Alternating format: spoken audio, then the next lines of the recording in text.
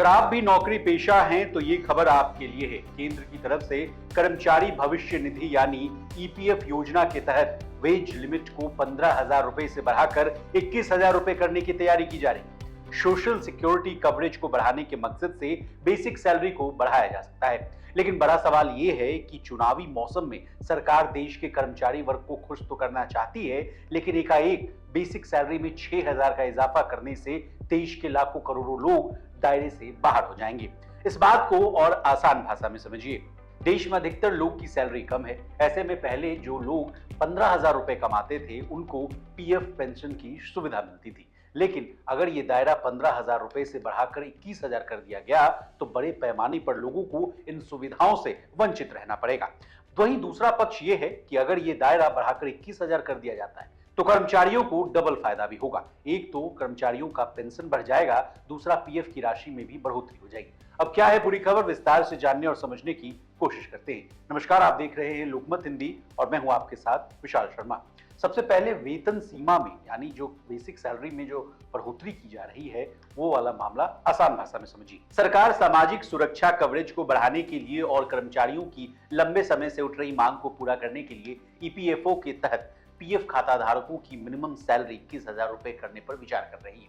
अगर सरकार वेतन सीमा को 15,000 से 21,000 रुपए कर देती है तो कितना फायदा होगा, ये सवाल आपके मन में जरूर आ रहा होगा। तो चलिए इस बात को आंकड़ों से समझने की कोशिश करते हैं। अगर बेसिक सैलरी 21,000 हो जाती है तो कर्मचारियों का पीएफ में योगदान यानी कॉन्ट्रीब्यूशन 2520 रुपए हो जाएगा, जो अभी 1,800 रुपए है। वहीं नियोक्ता भी इतना ही योगदान करेगा, जिसमें से 1,749 रुपए पेंशन खाते में जाएंगे और शेष राशि यानी 771 रुपए पीएफ खाते में जमा हो जाएगी।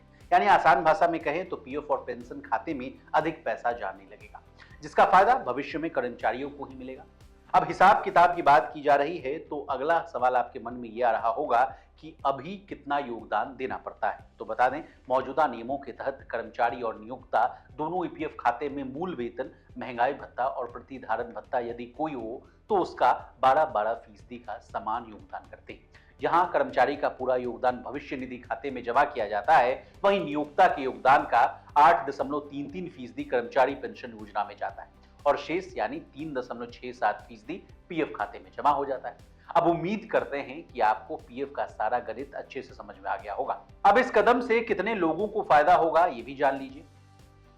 इकोनॉमिक टाइम्स ने अपनी रिपोर्ट में एक ईपीएफओ अधिकारी के हवाले से बताया कि वेतन सीमा बढ़ाने से सरकार और प्राइवेट सेक्टर दोनों पर बड़ा फाइनेंशियल दबाव पड़ेगा, लेकिन श्रमिकों को सामाजिक सुरक्षा के दायरे में लाने के लिए यह एक बेहतर प्रयास होगा। वहीं बढ़ी हुई वेतन सीमा से लाखों श्रमिकों को लाभ होगा, क्योंकि अधिकांश राज्यों में न्यूनतम मजदूरी जो है 18,000 रुपए से लेकर 25,000 रुपए के बीच। यानी अभी जो वेतन सीमा है उस वजह से तो किसी भी प्रकार की सामाजिक सुरक्षा से वंचित हो जाते हैं वो लोग, लेकिन अब ऐसा नहीं होगा।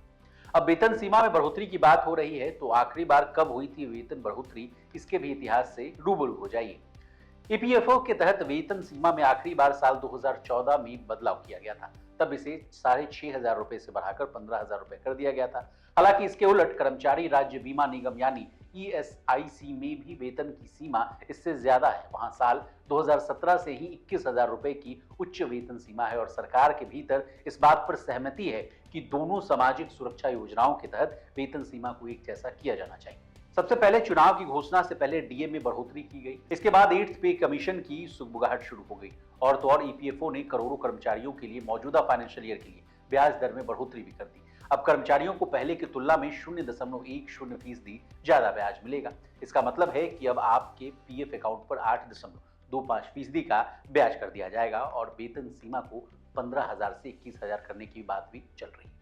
इसी तरह देश और दुनिया और बिजनेस जगत से जुड़ी तमाम ताजा तरीन खबरों के लिए बने रहिए हमारे साथ और देखते रहिए लोकमत हिंदी।